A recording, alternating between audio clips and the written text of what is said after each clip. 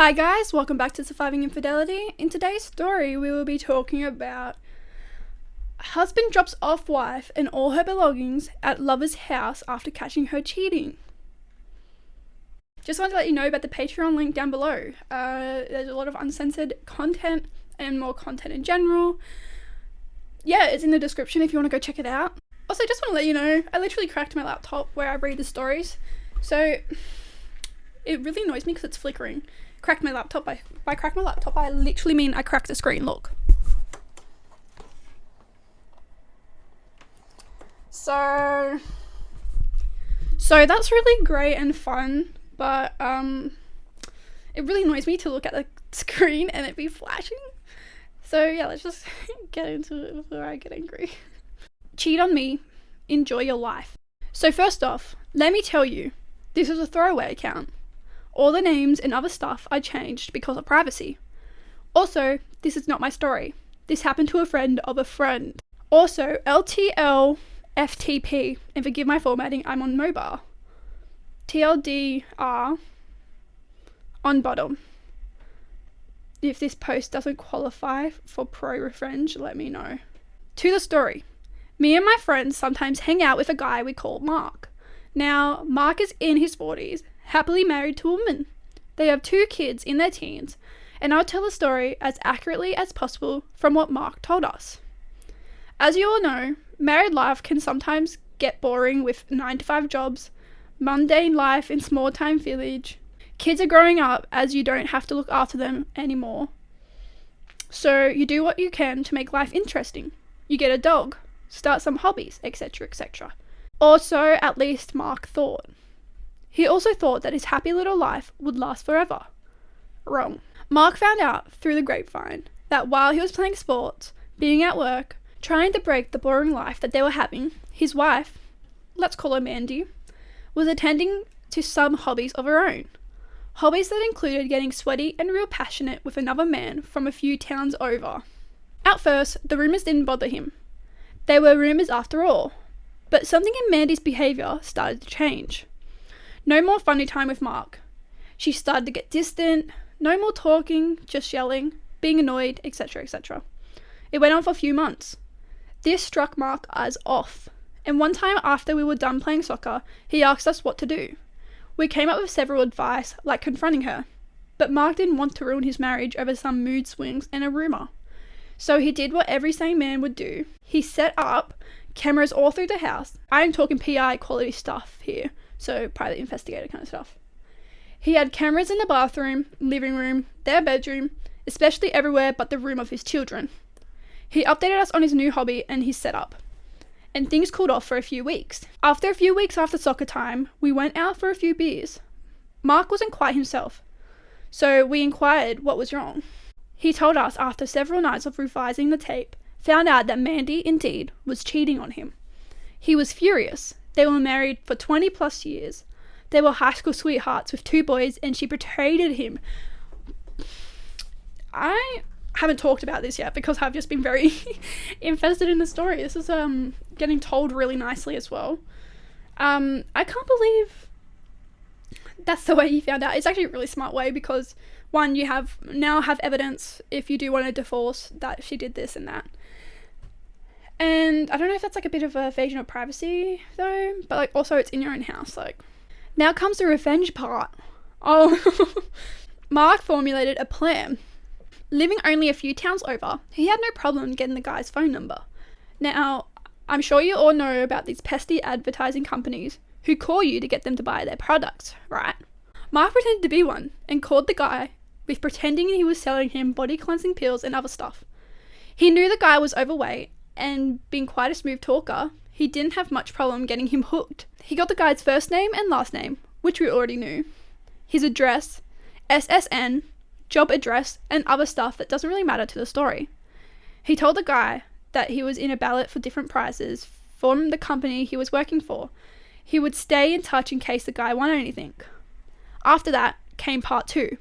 While Mandy was at work on Friday, he packed all the stuff she owned, clothes, jewelry, collectibles, and other stuff into their family car. They have a VW Touran, so everything she had easily fit in it. I don't know what that looks like. Should I search it up? I have no idea what that looks like. I'm not good with cards, guys, so don't come for me. And this is sounding American. Oh, so it's like a, yeah, big, little fan moment. Okay. When Mandy came home from work, he told her that they were going on a trip. At first, she was against it. But again, the smooth talking convinced her to roll over pretty quick, and she got in the van with him. Before that, he took the boys to one of our friends' house. They weren't 18 yet, and he's a responsible father. And off they went. Where did they go, you ask? Remember how he called the guy Mandy was cheating with? I think you know the answer. Sadly, or very hilariously, Mandy had no clue. He took her, all of her belongings, to the guy's address and called him on the way, telling him to come outside.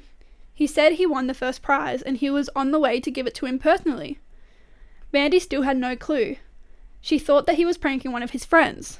I believe you realise by now that she isn't the brightest one in the world. Bit of a rip there. Ripping into her. Honestly, valid because she's cheating. Rip her to shreds.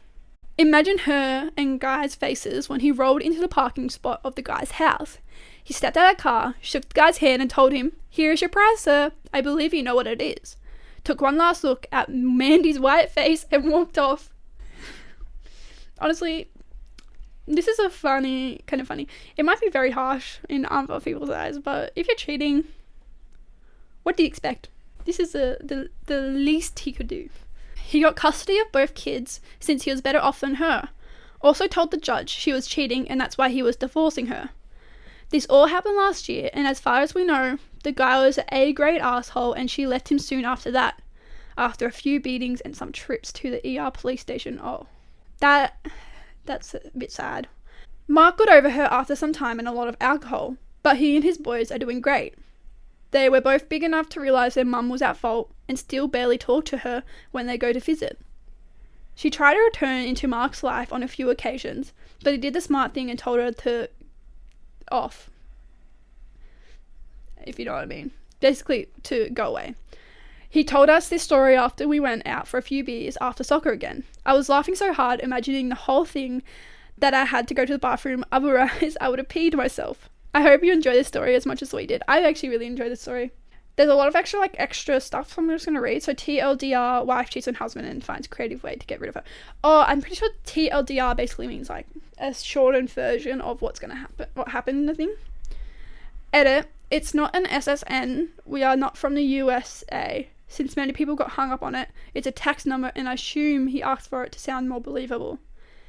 Edit 2, fix some spelling errors. A lot of people are reading a lot into detail how I presented Mark's story. For instance, how he got all of his stuff into one call. Well, of course he couldn't, and maybe he got some movers afterwards. Just imagine the van being packed full with stuff for a trip. Whatever floats your boat. I said, I'm writing this from a memory, so some of the things might not add up to your careful eyes, be warned. I also wasn't at the court hearing for custody, but the kids live with him and they visit the mother every other weekend. I asked them how it is and they said it's pretty petty between her trying to get their approval and trying to convince them that it was not her fault. They are 16 and 17 years old now, so I believed them. I guess I'm sorry for doing that. Lastly, this story is fake just because he got the rights to the kids? ? I know how things are in the US, but fake judges here take into account everything. They rather give them to the person who is more equipped to take care of them. This includes salary, where they live, how they act in court. Get off your USA high horse since not all governments are female-centered and corrupt. Okay, so I love that he got custody because there is a very big thing about women always winning even if they're in the wrong. So I'm very happy for that, and I'm happy that he's got over her, and I'm just happy that he did it that way because it's kind of fun after reading a lot of things of just confronting and like them trying to be sorry and like them not getting anything bad happening to them. It's really good to read that he kind of like messed her over with that and kind of put her in her place. So I really like that. Let me know what you think down in the comments, guys, and that's all for today's video. Don't forget about the Patreon link down below if you want to check it out for more uncensored videos and content. It's down there, and I'll see you in another video, guys. Bye.